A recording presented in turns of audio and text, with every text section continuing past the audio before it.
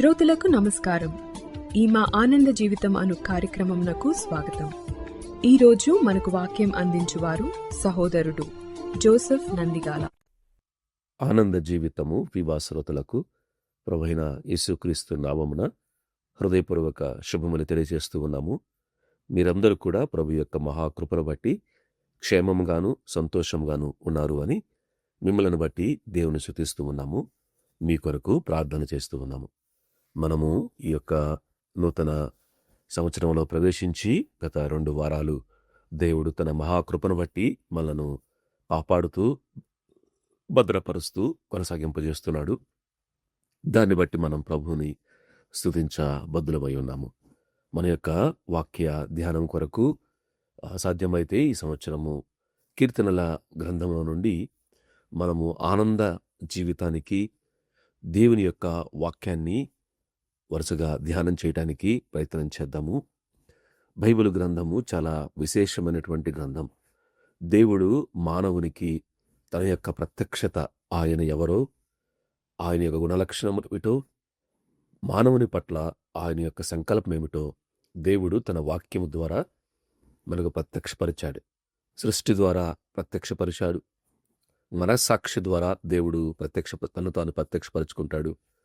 అలానే లేఖనముల ద్వారా, వ్రాయబడినటువంటి లేఖనముల ద్వారా యేసుక్రీస్తు ప్రభువారు దేవుడే మానవునిగా ఈ లోకానికి వచ్చుట ద్వారా ఆయన తను తాను సంపూర్ణంగా ప్రత్యక్షపరుచుకున్నాడు అనేటువంటి విషయం మనకు స్పష్టంగా అర్థమవుతుంది. దేవుని ప్రత్యక్షతలో మానవుని పట్ల దేవునికి ఉన్నటువంటి ప్రేమ, ఆయన కనికరము, ఆయన సంకల్పము, విడువని ఎడబాయని దేవుడవుగా, అలానే పొరపాటు చేసినప్పటికీ, ఆయన ఆజ్ఞను మీరినప్పటికీ తిరిగి ఏ విధంగా దేవుడు మానవుణ్ణి తనతో సమాధానపరచుకోవడానికి, ఎల్లప్పుడూ తనతో పాటు ఉండటానికి ఆశిస్తూ ఉన్నాడు అనేది చాలా విశేషమైన సంగతి. దాన్ని బట్టి మనము ప్రభువును స్తుతించబద్దులమై ఉన్నాం.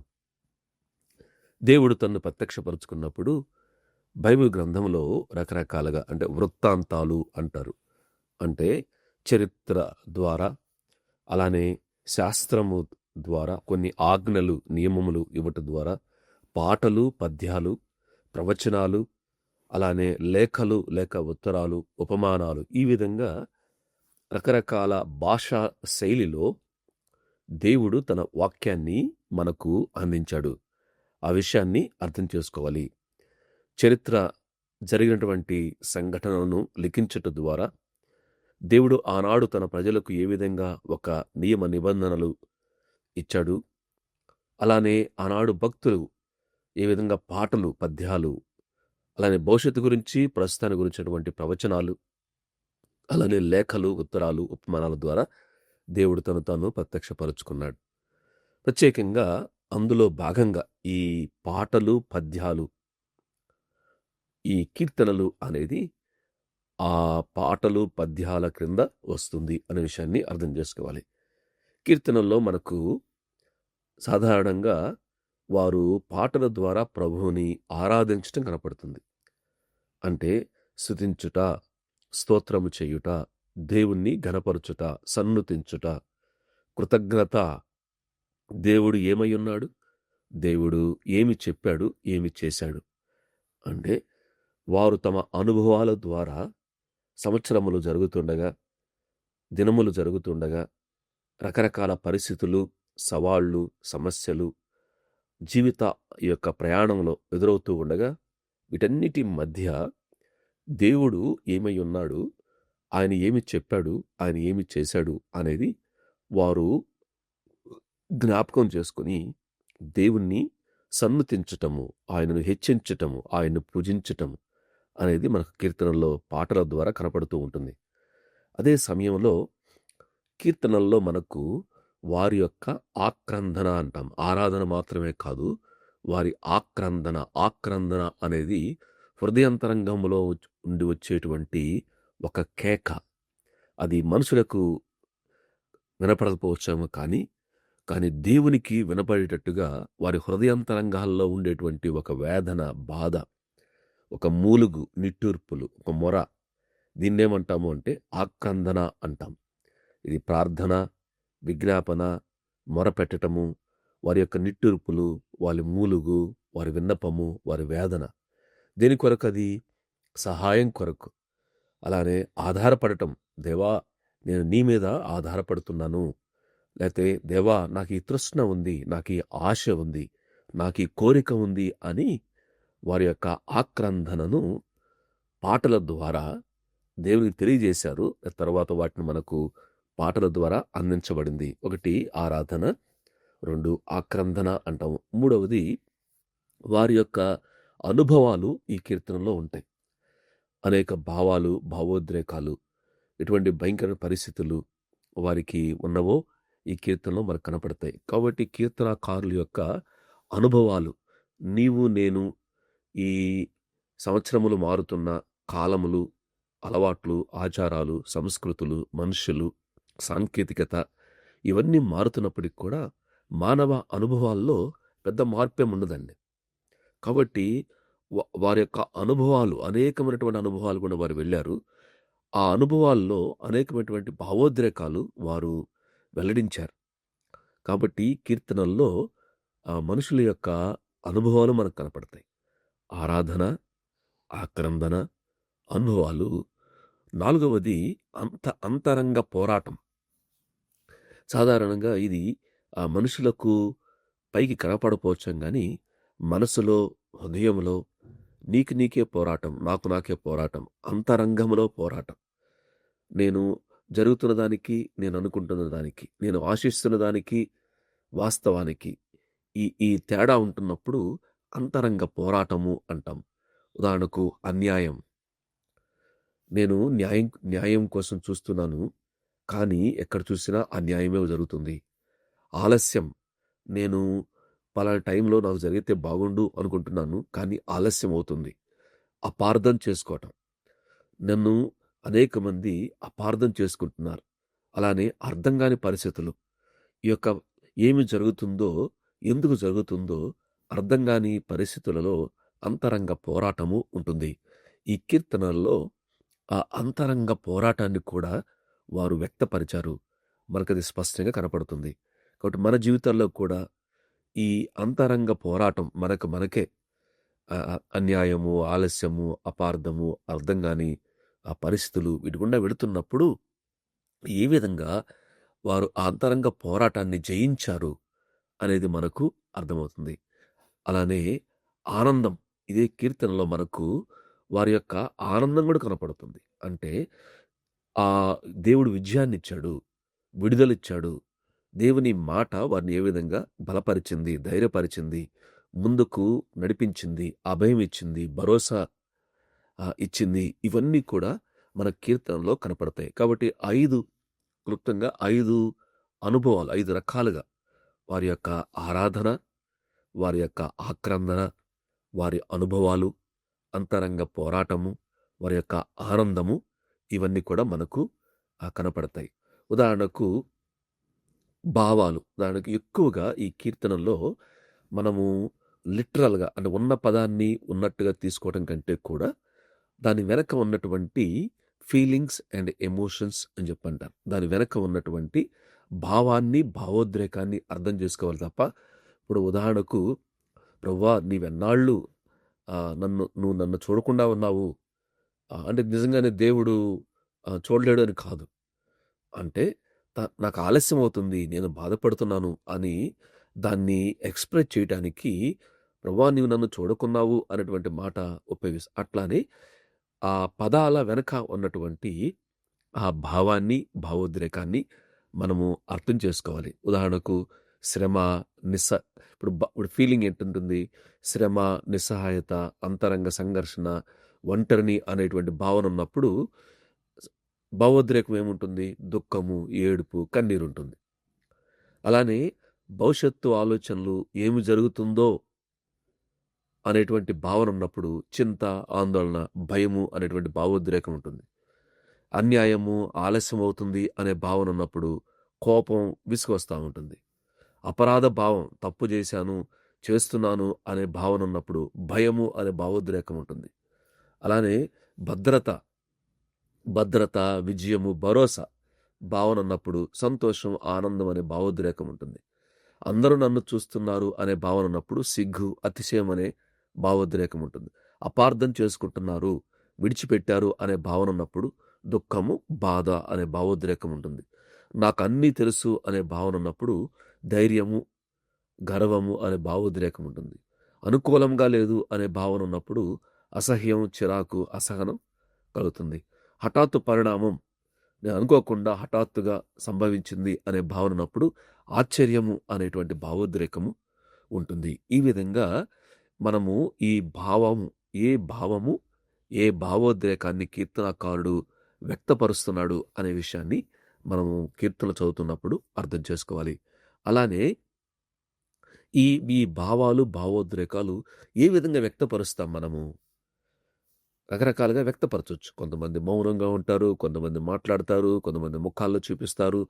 కాబట్టి ఒక్కొక్క వ్యక్తి ఒక్కొక్క రకంగా తమ భావాల్ని, భావోద్రేకాల్ని వ్యక్తపరుస్తారు.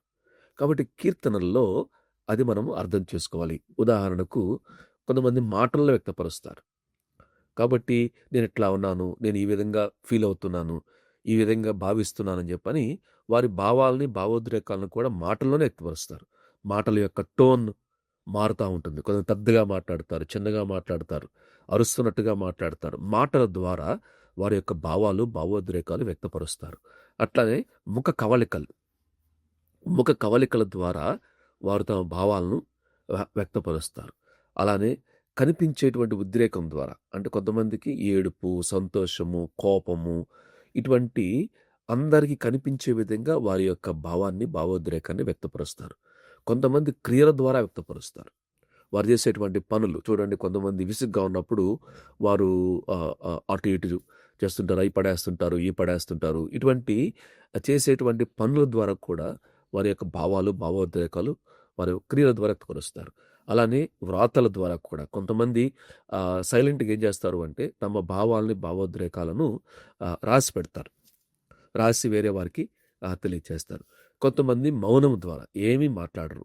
కాబట్టి ఒక్కొక్కరు ఒక్కొక్క రకంగా తమ భావాలను, భావోద్రేకాలను వ్యక్తపరుస్తారు అనే విషయాన్ని కూడా మనం అర్థం చేసుకోవాలి. ఎందుకు ఈ మాటలు జ్ఞాపం చేస్తున్నాను అంటే, అసలు కీర్తనల్లో 150 కీర్తనలు ఉన్నప్పటికీ అందులో ఏ విధంగా రకరకాలుగా ఆరాధన, ఆక్రందన, అనుభవాలు వారి యొక్క ఏ విధంగా ఉన్నాయి. అలానే భావానికి, భావోద్రేకానికి ఏ విధంగా భావించినప్పుడు ఎటువంటి భావోద్రేకాలు వ్యక్తపరుస్తారు, ఈ భావాల్ని, భావోద్రేకాలను ఏ విధంగా వ్యక్తపరుస్తారు, ఇవన్నీ కూడా మనకు కొంత తెలిసిన విషయాలే. వాటిని మనము అర్థం చేసుకుంటే కీర్తనల్లో మనం చదువుతున్నప్పుడు ఆ పాటలు వెనక మనం చక్కగా అర్థం చేసుకోవడానికి సహాయం మనకు చేస్తుంది. కాబట్టి ఈ కీర్తనలు చాలా ప్రాముఖ్యమైనవి, ఎంతో ప్రోత్సాహకరంగా ఉంటవి. అవి మనకు ఆ ఆత్మీయ జీవితానికి మేలుకరంగా ఉంటవి. ఎందుకంటే కొత్త నిబంధనలో కూడా ఈ కొత్త నిబంధనలో అనేకమైనటువంటి వచనాలు, కీర్తనల నుంచి యేసుక్రీస్తు ప్రభువారు కానివ్వండి, భక్తులు కానివ్వండి, వాటిని జ్ఞాపకం చేశారు. కాబట్టి ఎవరైనా చెప్పాలి అంటే కొత్త నిబంధనలో ఎక్కువ పాత నిబంధనలో నుంచి ఎక్కువగా తీసుకోబడినటువంటి గ్రంథం ఏంటంటే అది కీర్తన గ్రంథంలో నుంచే ఎక్కువ మనకు కనపడతాయి. కాబట్టి కొత్త నిబంధనలో ఎక్కువగా దృష్టికి తేబడినటువంటి, గుర్తు చేయబడినటువంటి గ్రంథము ఆ కీర్తనల గ్రంథము అటువంటి మాట మనం జ్ఞాపకము చేసుకోవాలి. కాబట్టి అనేక మంది ఈ కీర్తనలు అనేవి అనేక మంది వ్రాసిన పాటల సంకలనము, సమకూర్పు.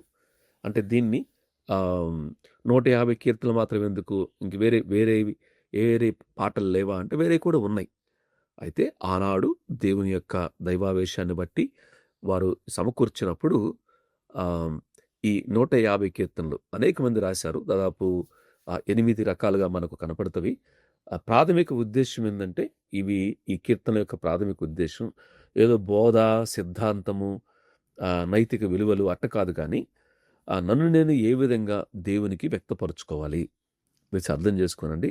నన్ను నేను ఏ విధంగా నా వ్యక్తిగత జీవితంలో రకరకాల అనుభవాలు, భావాలు, భావోద్రేకాలు గుండా వెళుతున్నప్పుడు దేవునికి నన్ను నేను ఏ విధంగా వ్యక్తపరుచుకోవాలి, దేవునికి నా భావాలు, నా భావోద్రేకాలు ఏ విధంగా వ్యక్తపరచుకోవడం ద్వారా గొప్ప మేలు పొందవచ్చు, అలానే ఆయన మార్గాలు నేర్చుకొనవచ్చు.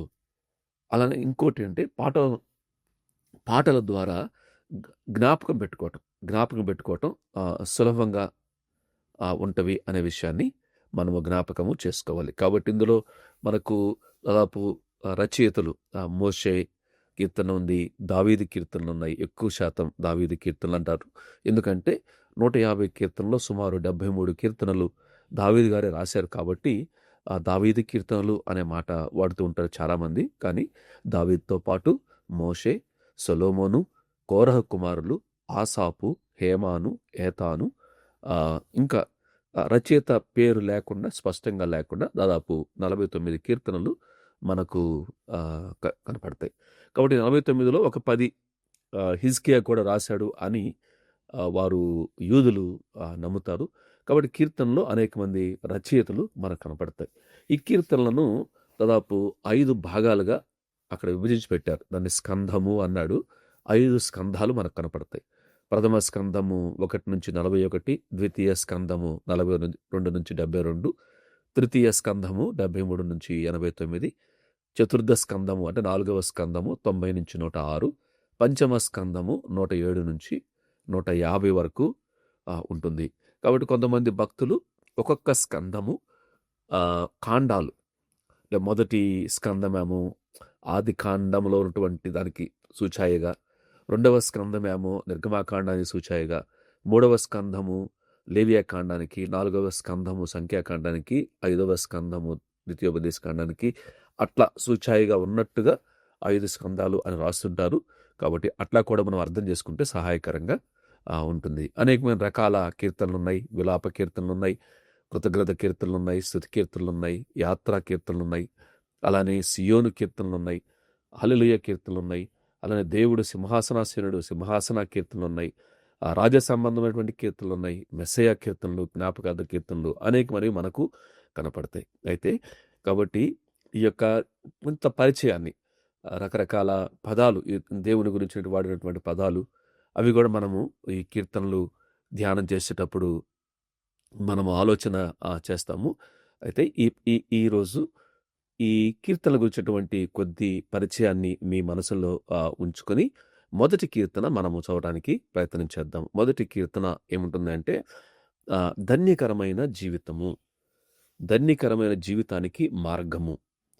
మొదటి కీర్తనలో ఒక పరిచయ కీర్తనలాగా ఏముంటుంది అంటే, దుష్టుల ఆలోచన చొప్పున నడువక, పాపుల మార్గమున నిలువక, అపహాసకులు కూర్చుండు చోటను కూర్చుండక, యెహోవా ధర్మశాస్త్రమునందు ఆనందించు, దివారాత్రము దాన్ని ధ్యానించువాడు ధన్యుడు.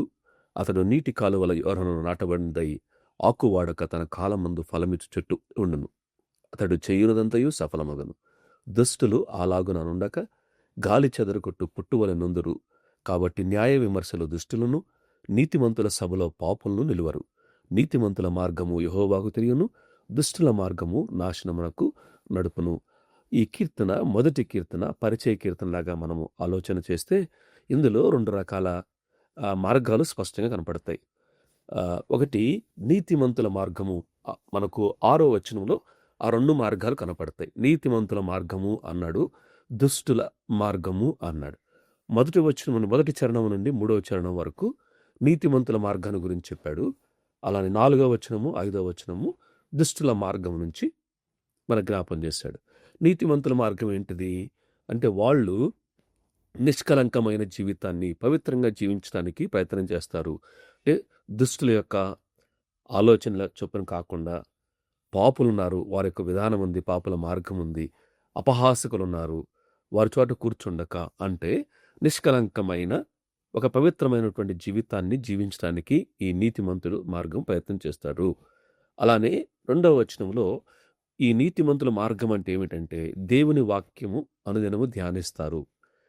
కేవలం ధ్యానించడం మాత్రమే కాదు, ఆనందిస్తారు. దేవుని వాక్యం చేత నడిపించబడతారు. కాబట్టి నీతిమంతుల మార్గము అంటే ధన్యకరమైన మార్గం, సంతోషకరమైన మార్గం. అంటే ఏం చేస్తారు వాళ్ళు అంటే, వాళ్ళు నిష్కలంకమైనటువంటి జీవితాన్ని జీవించడానికి వారు ప్రయత్నం చేస్తారు. దేవుని వాక్యాన్ని అనుదినము ధ్యానిస్తారు. దివారాత్రము అనేటువంటి ఆ యొక్క ఫిగరేటివ్ లాంగ్వేజ్లో దాన్ని అర్థం ఏంటంటే ప్రతిరోజు కూడా ధ్యానం చేస్తారు. దేవుని వాక్యంలో ఆనందిస్తారు. కేవలం ధ్యానించడం మాత్రమే కాదు, ఆనందిస్తారు. దేవుని వాక్యం చేత నడిపించబడతారు అనేటువంటి అర్థం మనకు ఉంటుంది. తద్వారా ఈ నీతిమంతుల మార్గము ఆ విధంగా ఉండటం వలన వారు ఎట్లా ఉంటారు? ఫలవంతమైన, విజయవంతమైనటువంటి జీవితము కలిగి ఉంటారు. అందువల్లనే అతడు నీటి కాలువల యోర నాటబడినదై ఆకు వాడక తన కాలమందు ఫలమిచ్చు చెట్టు వలె ఉంటాడు. అంటే ఫలమిచ్చు చెట్టు అంటే ఫలవంతమైన, విజయవంతమైనటువంటి జీవితాన్ని కలిగి ఉంటాడు. ఇంకొకటి, యెహోవాకు తెలియను, నీతిమంతుల మార్గం యెహోవాకు తెలియను అనే మాటలో వీరు ప్రభువుకు తెలుసు కనుక నిలబడతారు, రక్షింపబడతారు. ప్రతి పరిస్థితుల్లో కూడా వారు నిలబడతారు, వారు విడుదల పొందుతారు, ముందుకు కొనసాగుతారు అనేటువంటి భావన ఇక్కడ మనకు స్పష్టంగా కనపడుతుంది. కాబట్టి ఒకటి, నీతిమంతుల మార్గాన్ని గురించి 4 విషయాలు చెప్పాడు. ఒకటి, వాళ్ళు నిష్కలంకమైన జీవితము, దేవుని వాక్యాన్ని అనుదినము ధ్యానిస్తారు, తద్వారా ఫలవంతమైన, విజయవంతమైన జీవితం జీవిస్తారు, వీరు ప్రభువుకు తెలుసు. 4-5 వచనాల్లో దుష్టులు అలాగునుండక, దుష్టుల మార్గము ఏంటిది? అది నిలకడలేని జీవితము. అంటే నిలకడలేని జీవితము, విలువలేని జీవితాన్ని జీవిస్తారు, దుష్టత్వానికి ప్రాధాన్యత ఇస్తారు, న్యాయ విమర్శలో వాళ్ళు నిలువలేరు, న్యాయ విమర్శలో దేవుడు వారికి తీర్పు తెచ్చేటప్పుడు వారు నిలువలేరు, నాశనము వారి అంతము అనే మాట ఇక్కడ మనకు స్పష్టంగా, నాశనం, దుష్టుల మార్గము నాశనమునకు నడుపును అన్నాడు. కాబట్టి నీతివంతుల మార్గము, దుష్టుల మార్గాన్ని గురించి చెప్పాడు. దీన్ని అర్థం కావడం కోసం ఒక పోలిక చెప్పాడు. నీతిమంతులు ఎట్లా ఉంటారు అంటే నీటి యోరను నాటబడిన చెట్టులాగుంటారు అన్నాడు. దుష్టులేమో గాలి చెదరగొట్టు పొట్టులాగుంటారు అన్నాడు. 2 మార్గాలున్నాయి, నీతిమంతుల మార్గము, దుష్టుల మార్గం. ఈ నీతిమంతుల మార్గంలో ఉండేవారు నీటి యోరను నాటబడిన చెట్టులాగుంటారు. ఈ దుష్టుల మార్గంలో ఉండేవారు గాలి చెదరగొట్టు పొట్టులాగా ఉంటారు అన్నాడు. నాకు అర్థం ఏంటిది? నీటి యోర నాటబడిన చెట్టు అంటే అర్థం ఏంటంటే అది స్థిరంగా ఉంటుంది, ఎదుగుతుంది, సమయానికి ఫలిస్తుంది, సారం కలిగి ఉంటుంది, జీవం ఉంటుంది, పచ్చగా ఉంటుంది, ఆహ్లాదంగా ఉంటుంది, ఆశ్రయంగా ఉంటుంది, దాని వేర్లు బలంగా ఉంటాయి. కాబట్టి వారు ప్రతి పరిస్థితిలో కూడా అట్లా ఉంటారు. అదే గాలి చెదరగొట్టు పొట్టు అంటే ఇంక స్థిరత ఉండదు, ఎదుగుదల ఉండదు, ఎక్కడుంటుందో తెలియదు, అంత గందరగోళంగా ఉంటుంది, కొట్టుకొని పోతుంది, పనికిరాని విధంగా ఉంటుంది అనే విషయం మనకు అర్థమవుతుంది. కాబట్టి ఈ యొక్క నీతిమంతుల మార్గము, దుష్ట మార్గం ఉన్నప్పుడు బైబిల్లో ఏముందంటే మనం ఏ మార్గం ఉన్నామో పరీక్ష చేసుకోవాలి. ఈ సంవత్సరంలో నేను ఈ విధంగా ఏ విధంగా నీతిమంతుల మార్గంలో నిష్కలంకమైన జీవితాన్ని జీవించడానికి, దేవుని వాక్యాన్ని అనుదినము ధ్యానిస్తూ ఆనందిస్తూ వాక్యం చేత నడిపించబడటానికి, ఫలవంతమైన విజయవంతమైన జీవితాన్ని కలిగి ఉండటానికి, ప్రభువు తెలుసు అనేటువంటి ఒక భరోసాతో ముందు సాగిపోవడానికి ప్రయత్నం చేయాలి. అయితే ఏ విధంగా ఒక వ్యక్తి ఈ మార్గంలోనికి వస్తాడు అంటే క్రొత్త నిబంధన ప్రకారము మన సొంత క్రియల ద్వారా, మన సొంత ప్రయత్నాల ద్వారా మనము నీతి మార్గంలోనికి రాలేము. ఒకే ఒకటి ఏంటంటే నీతిమంతుడైనటువంటి యేసుక్రీస్తు ప్రభువారు ఈ లోకానికి వచ్చి మన కొరకు ప్రాణం పెట్టి ఆయన మరణించి సమాధి చేయబడి తిరిగి లేచాడు. కాబట్టి ఎవరైతే యేసుక్రీస్తు ప్రభునందు విశ్వాసం ఉంచుతారో కేవలం విశ్వాసము ద్వారా నీవు నీతిమంతుడిగా తీర్చబడతావు. దేవుడు నీ పాపములు క్షమిస్తాడు, నిన్ను ఆయన బిడ్డగా చేసుకుంటాడు, నేను నీతిమంతుడిగా చేస్తావు. తద్వారా ఏమవుతుందంటే ఆయన ఆత్మ చేత నిన్ను ముద్రిస్తాడు, నీవు ఈ నీతి మార్గంలోనికి వస్తావు. కాబట్టి మార్గంలో చూడండి, జంక్షన్లో ఉన్నట్టుగా 2 మార్గాలు, నీతి మార్గం ఉంది, దుష్టుల మార్గం ఉంది. దేవుడు స్వేచ్ఛనిచ్చాడు, దేవుడు వివేచనిచ్చాడు, దేవుడు ఏ మార్గంలో వెళితే ఎటువంటి ఫలితాలు ఉంటాయో చెప్పాడు. మరలా చెప్తున్నాను, దేవుడు నీకు స్వేచ్ఛనిచ్చాడు, దేవుడు మంచి చెడ్డల వివేచన నీకు ఇచ్చాడు, నీకు దాని యొక్క ఫలితాలు కూడా చెప్పాడు. నిర్ణయము నీదే. నీతి మార్గములో ముందు ఉండటానికి ప్రయత్నం చేస్తావా, దుష్టుల మార్గంలో వెళ్ళటానికి ప్రయత్నం చేస్తావా? నీతిమంతుల మార్గము యెహోవాకు తెలియదు. కాబట్టి రాబోయే రోజుల్లో ఈ యొక్క నీతి మార్గములో ధన్యకరమైన, ఆనందకరమైన, సంతోషకరమైన జీవితాన్ని ఏ విధంగా జీవించాలో కీర్తనల ద్వారా మనము ధ్యానము చేద్దాము, నేర్చుకుందాము. దేవుడి మాటలను దీవించి ఆస్వాదించునుగాక.